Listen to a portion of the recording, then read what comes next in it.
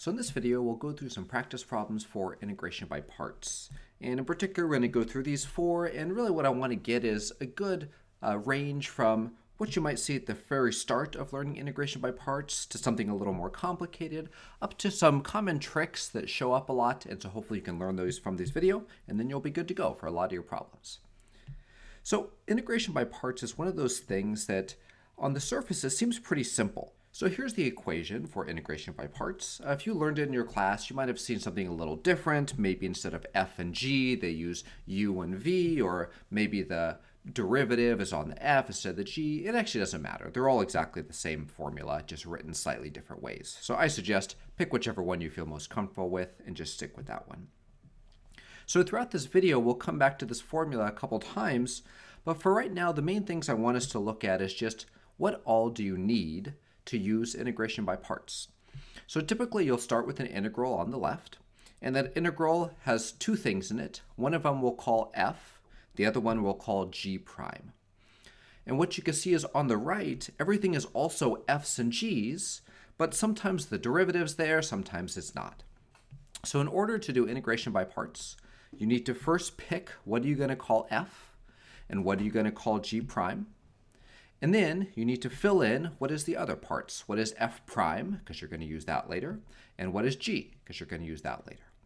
So for right now, let's just leave it at that. In a second here, we'll start talking about how do you pick what each of those should be. Let's just jump into a problem. So here's our first problem, integral of x times e to the x dx. So the very first thing is when you get to an integral, even if there's multiplying in it, you don't necessarily want your first thought to be, I should do integration by parts.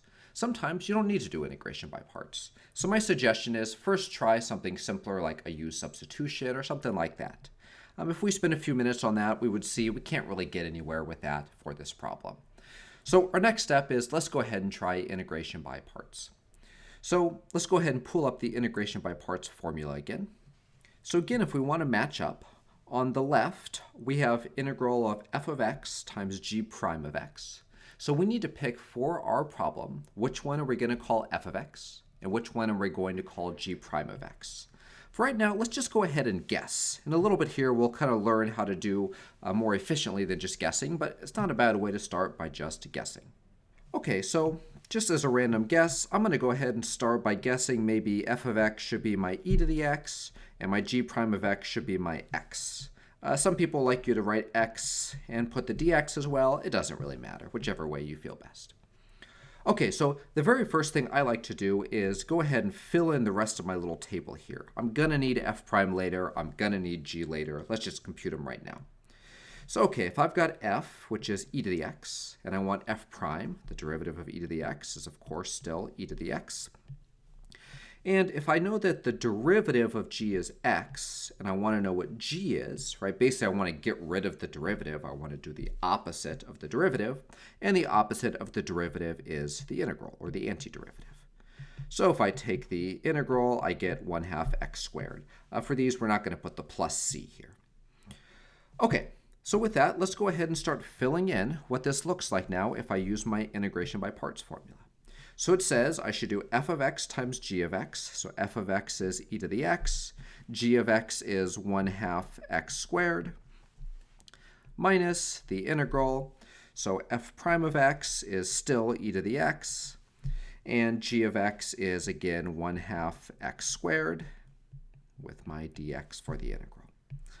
So let's maybe try to do a little bit of cleanup here. There's not a whole lot I can do. Maybe this 1/2, I can go ahead and write that in front to make it look a little nicer. And similarly here, this 1/2, I can pull it out of the integral, and then I'm left with this. Okay, so by far the most important key to do well at integration by parts problems, and to do them quickly, for example, if you're on a test, is being able to know where you're headed, not just randomly guessing like we did here. So let's look at whether this seems like a good guess or a bad guess. So we see we started with an integral, and after I use the integration by parts formula, I still have an integral. So the whole goal of integration by parts should be you start with an integral that you don't know how to do, but after you use the integration by parts formula, you're left with an integral that you do know how to do. Or another way to say that is the integral you get should be easier than the one you started with. So let's go ahead and compare. So the integral we have, is that easier than what we started with? I would say no, right? It's almost the same thing, except my x became an x squared. So it kind of seems like I actually made the problem harder for myself. So with that, let's just stop on this guess. Let's try switching our guess and see how that looks. Okay, so last time we put f of x as e to the x, so I'll go ahead and put that for the g prime this time, and that means the x goes for f of x. So let's fill in the rest of my table. When I take the derivative of x, I just get 1. And the integral of e to the x is still e to the x. Okay, let's go ahead and fill that in up top. So if I use my equation, it becomes f of x times g of x minus the integral f prime. Now it's just a 1. You don't really need to write 1 times, but I'll write it to be clear. Times g of x. And again, let's do a little bit of cleanup here. I can write that as x e to the x minus, multiplying by 1 doesn't do anything. So I'll just write e to the x dx. Okay, so again, let's check. So we started with our integral, x times e to the x dx. We got a new integral, just e to the x dx. How does that look? Does that look easier or harder? Well, I think you probably agree that looks easier, right? It's similar, but the x is gone. And in fact, there's a good chance you just know what that integral is. The integral of e to the x is just itself, e to the x. If you're still sort of struggling with remembering what some of the common integrals are, I'd suggest you just keep a chart next to you as you do these problems. So there we go. We're done, right? We got rid of the integrals. There is no more integrals left. We've done all the integrals they asked us for.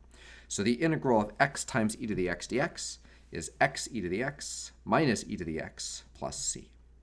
Okay, so let's think about this here. What can we do to make this more efficient than just guessing?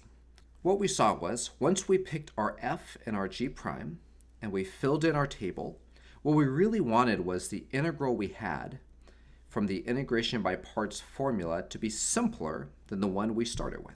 So I think that's the first trick. Pick an f of x and a g prime of x, fill in your table, and look at what the new integral would be. If it's easier, keep going. If it's not, pick a different f and g prime. So let's try to take that lesson and apply it to the next problem here.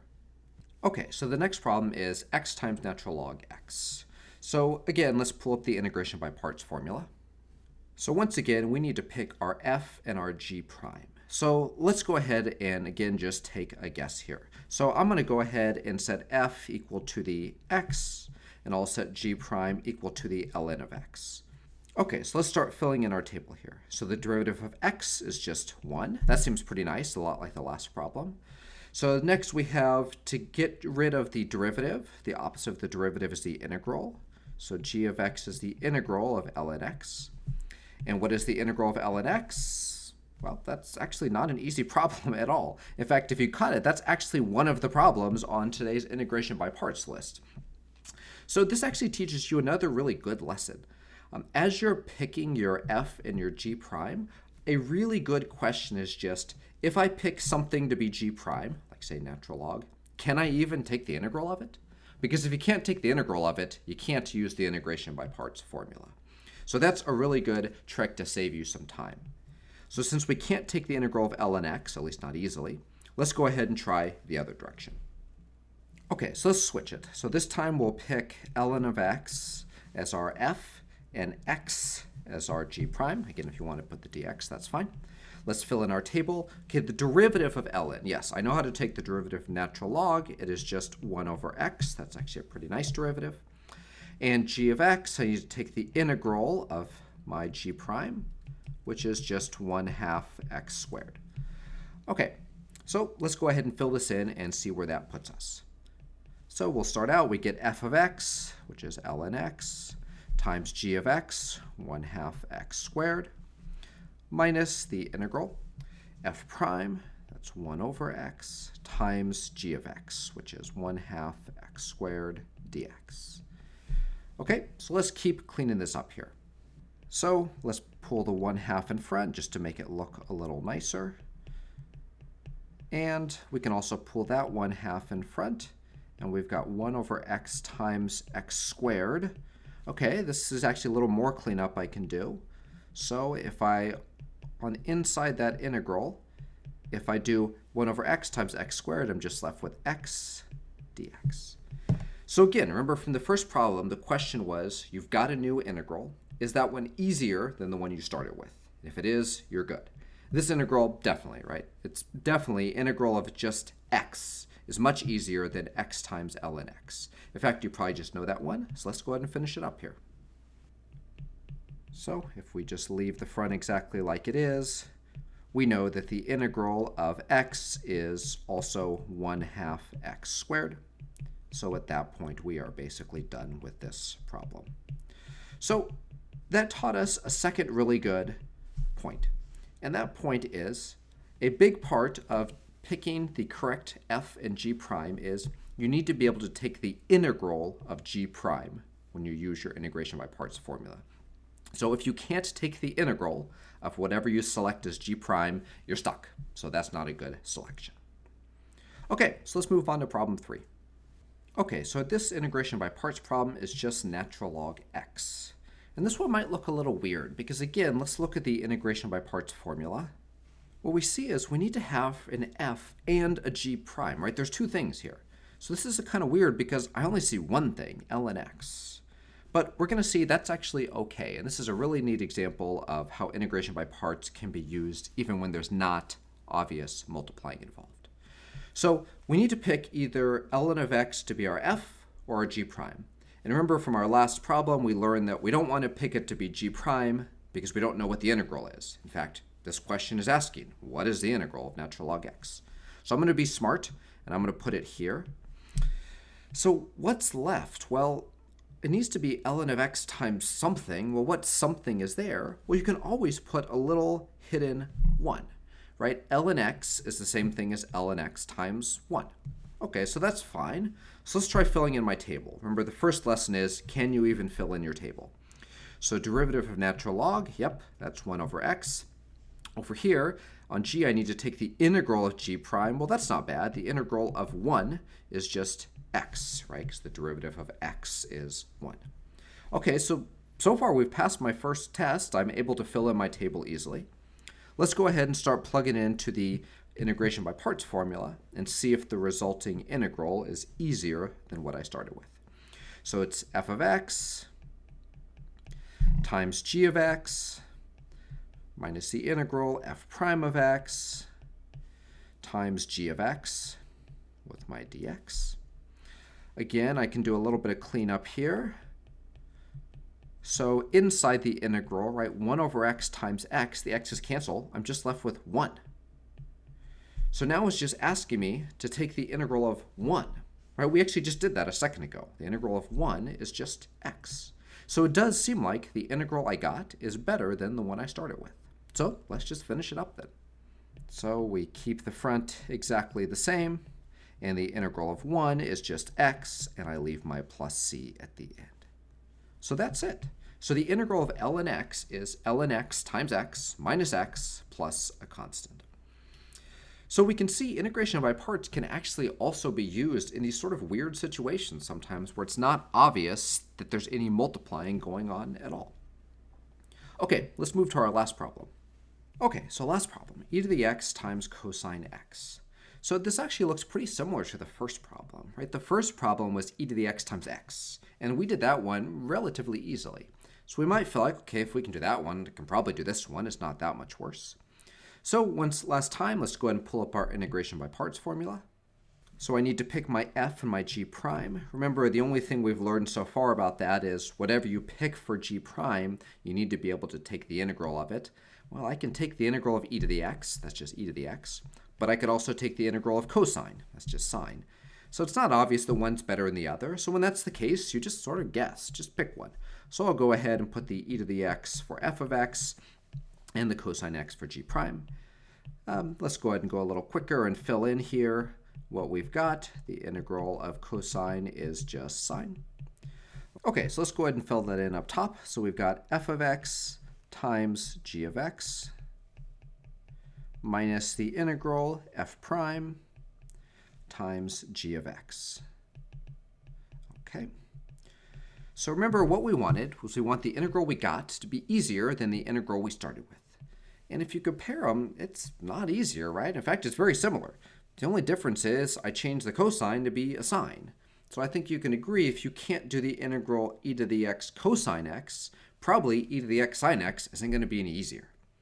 Okay, so we said if the one you pick for f and g prime, if they don't make that integral easier, try picking the other direction. So let's go ahead and try that. Okay, so last time we picked f of x to be e to the x. Let's go ahead and make that g of x this time. That means f becomes cosine. Again, derivative of cosine, I get negative sine. And integral of e to the x, I just get itself, e to the x. Let's go ahead and fill that in. So I get f of x times g of x minus the integral f prime. So I have another negative from the sine. Let me combine that negative with the sine from the negative out front. Times g of x with my dx. So again, that is the same thing, right? So last time I ended up with the integral inside being e to the x sine x. I've still got that. So it kind of seems like we're stuck. But in fact, we're not. So let's just go ahead and power through here. And what we're going to do is we're going to do integration by parts another time to this new integral here. And it may seem useless, but let's just give it a try here. So if I want to do integration by parts to this new integral, I need to pick what my f is and what my g prime is. For simplicity, let's just kind of leave it the same. Let's go ahead and leave g prime to be e to the x, but instead of f of x being cosine, this time I'll make it be sine, because my integral has a sine in it instead of a cosine. Okay, so then the derivative of sine is just cosine. For the g's, I can leave it exactly the same. So let's go ahead and fill this in. So first, we've still got this bit out front, which isn't changing, so let me go ahead and put that. And then we don't really need parentheses, but just to make it easy to see, I'm going to go ahead and wrap all my work in these big brackets here. So okay, we're going to use integration by parts on this integral on the right, sine x e to the x. So integration by parts formula says I go ahead and fill in f of x times g of x minus integral f prime times g of x. Okay, let's do a little bit of cleanup here. Really, at this point, there's not a whole lot I can do. I can go ahead and remove these brackets. And I can just keep that negative in front of the integral. Okay. Okay, so it still kind of seems like we're stuck, right? Because the integral we started with is actually the same integral we ended up with. I mean, there's a minus side in front, but we actually didn't change the integral.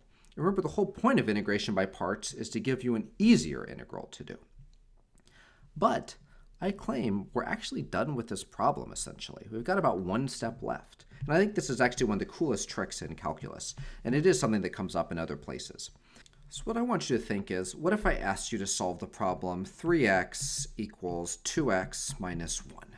Right, I think this is obviously a simple problem for everyone here, but the point is, the very first step is you would put the x's on the same side because you're solving for x. So everything that you're solving for, you want to be on the same side. So in our problem, what are we solving for? Right, we're solving for e to the integral of e to the x times cosine x. But I've got those on both sides of my equal sign. I've got the one I started with, but then I've got this new one that I got. Yes, the cosine and e to the x are switched, but it's the same thing. So I'm going to do just like I would do for this simple algebra problem and take the thing I'm solving for and move them to the same side.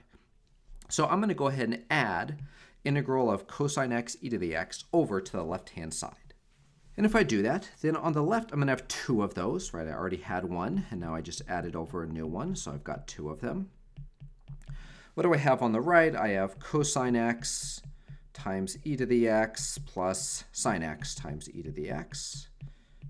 Okay, so where are we at, right? What did this problem ask us? This problem asked us, what is the integral of e to the x cosine x?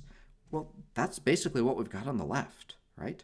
Except we've got a 2 in front. So let's just go ahead and divide by 2. And I'll go ahead and do that by putting a big 1/2 out front. And maybe one other nice cleanup thing. I can see there's 2 e to the x's. Let's go ahead and factor out the e to the x. And that leaves me with a cosine x plus a sine x in the middle. We're done, right? That is what they asked us. They asked us, what is the integral of e to the x times cosine x dx? On the right, we gave them the answer, and there's no integrals. We should go ahead and put a plus c at the end there, but at this point, we have done the problem. So what happened, right? That kind of seems like a weird ending to this problem. What happens was, after I did integration by parts a second time, I ended up with the same integral on the left and the right. So I just moved them over to the same side, and I was done. All my integrals were finished. So that's a really cool example of how integration by parts can be used to actually avoid having to do any hard integrals at all. So I hope that was helpful, and one of the things I hope you get from it is that a lot of the steps for integration by parts are actually very simple, right? We never really had to do any big, super complex integrals today. You know, if you've been doing integrals in your calculus class, you might have done ones which require a page of calculations, or we had nothing like that. Really, all integration by parts is about carefully choosing what your f and your g prime are to make your life easier. And if you can choose them correctly, then they should give you very simple problems. So with that, if that was helpful, please leave a comment below and let me know. Also, another thing is if you'd like to know how the integration by parts formula comes about, right? This integral f of x g prime of x equals fg minus integral f prime g. Where does this come from? Let me know in the comments, and I'll go ahead and make a video about that as well. All right, everyone. Thanks for that, and have a good one.